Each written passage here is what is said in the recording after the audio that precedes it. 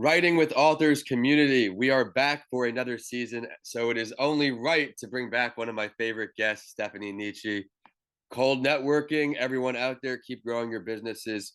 We've never met in person, but I feel like I know her very well. I've had the amazing opportunity to talk about her first two books, The Smoke Tree and The Smoke Tree Broken Branches.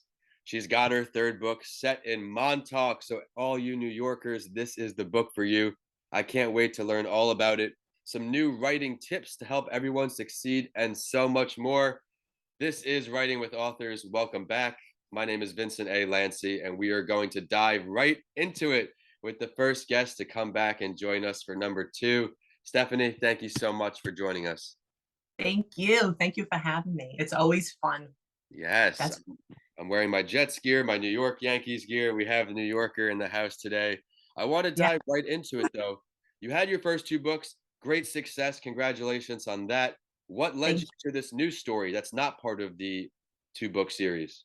well, living on Long Island, there are so many beautiful beaches and romantic spots. And I just felt there was a story there for me to share. And, my husband and I go away a lot. We live on Long Island, but we take a lot of trips on Long Island and the beach and the sunsets. And I mean, it's just so gorgeous, and there's so much to be said about it. And it's beautiful. So that is book three, The Yes, Wishing Stone.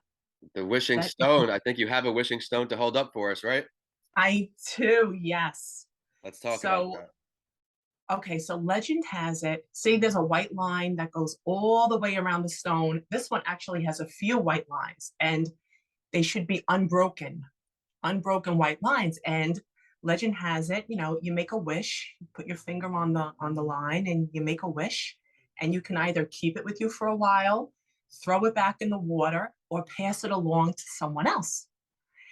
And when we do go to the beach, we collect shells, and then all of a sudden, we notice these beautiful stones, and they're not easy to find. And you just trace the line around. And then I did some research and I learned that that was a wishing stone. And so I was fascinated by it. So the story and the title of the book, The Wishing Stone, revolves around the actual wishing stone. And, the main character, of course, of Tess. But yeah, the wishing stone has so much to do with the story. It's a nice story too. It's very nice. I love it. Be sure to stick around to the end of the episode. We'll let you know exactly where to find this book. But was writing a story about Montauk always in the cards? Was the third book always in the plans? Describe that for everyone who caught your first episode. Well, no, I mean, probably in the back of my mind, but it wasn't something that in the beginning of my writing career that I set out to do. I never said, yes, I have to write a story, set in Montauk or about Montauk. I feel with my writing process, which I'm sure a lot of writers feel this way too, once you start to write the story, the characters really take over and the story starts to write itself. So even if the setting was, let's say, in Bermuda, as the story went along, it could have changed and the characters could have changed it to Montauk. So I really feel like writing just takes on a life of its own as the characters and where it's set and everything just like comes together in a nice, you know what I mean? It's like putting in pieces of a puzzle. This doesn't fit, that doesn't fit. But as it starts to come together, they all just start to fit in perfectly. So no, Montauk was not the original plan. I can resonate with everything coming together in my last book, Mental Health Week. Do I have a copy here? Somewhere, my last book for elementary school students. I'm writing this story, and things just started to come together as I'm just writing piece by piece, characters, everything meshing together. And of course, I'm sure you can relate. There's a lot of great content we don't even put in the books, right? You have to trim the fat inside the books, and there's so many things I wanted to include in that last Yeah. book. I've thought about maybe making an extended edition. Have you thought about Oh, that for any of your books? that's a great idea. Some readers have suggested that I go like from book one with the smoke tree. There were other characters that some of the readers were interested in, like Tor is the main character, so they were interested in maybe her sister. What was going on with the sister because she plays a pivotal role in book one and book two, especially. And then, a couple of the friends that Tora has in book one and book two. So I could have, branched out with those characters, and I would have liked to. But we're so limited with the time that we have as writers, because by the time we have our first draft and that comes together, and then we have to reread it so many times, and it has to go to the editor and proofreader, and all the different steps that we have to take to publish that book. I felt with book one and book two, for now, that was the story was told.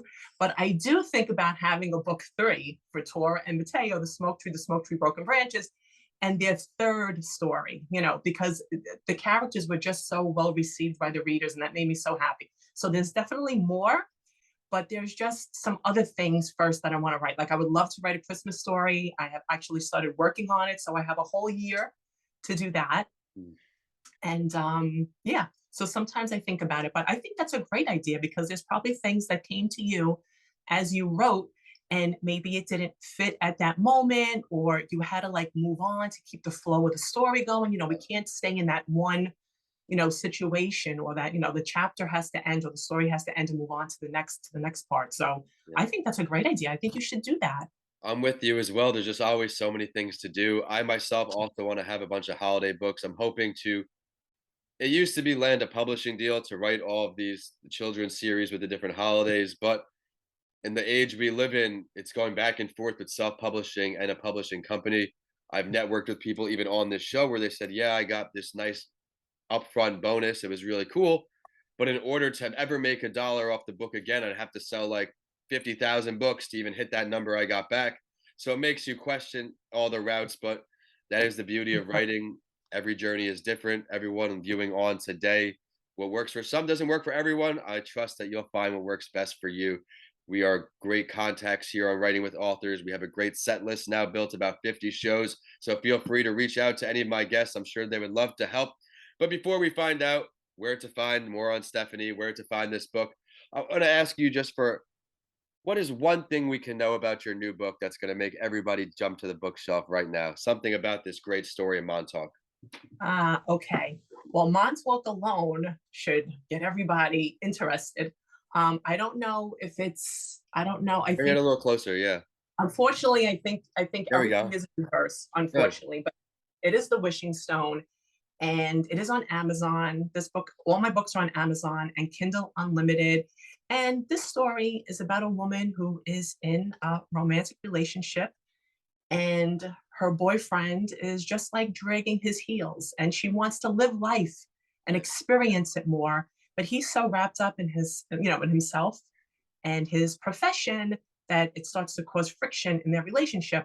So what does she do? She takes the dog, she takes her wishing stone, and she goes on a romantic trip to Montauk by herself. And boy, does she have a good time. Maybe not in the beginning, things are a little, iffy, but, she meets a handsome stranger, and, you have to read the rest of the book to find out. I love it. Now you got me hooked as well. Where can we find this book? On Amazon? Please share your website as well, your social media, all things Stefanie. Oh, yes, definitely. So my Twitter is Nici Stefanie, and my Facebook is Stefanie Nici Writer, and my Instagram is Stefanie Nici, and that's, as you, well, I know it's in reverse, but it's STEFANIENICI. But I think even with a misspelling, because a lot of people spell Stephanie with a PH, I've checked, and you can still find my books on Love it. Amazon and Unlimited. So yeah. Well, thank you for sharing that. Thank you for rejoining for another show. Everyone viewing on, thank you for your support through all of these podcast series. The show is now rolling. I feel like on all cylinders. We have writer after writer come on the show and provide you with the tools you need to succeed. There's no one better than Stefanie, so I'm excited to kick her off for this season. Thank you for tuning in, and we will see you next Sunday on a new Writing with Authors. Stefanie, we'll catch up soon. Take care, and bye, Vince. And I love everything that you do. Keep it going. Thank you, Stefanie. Thank you. Bye bye.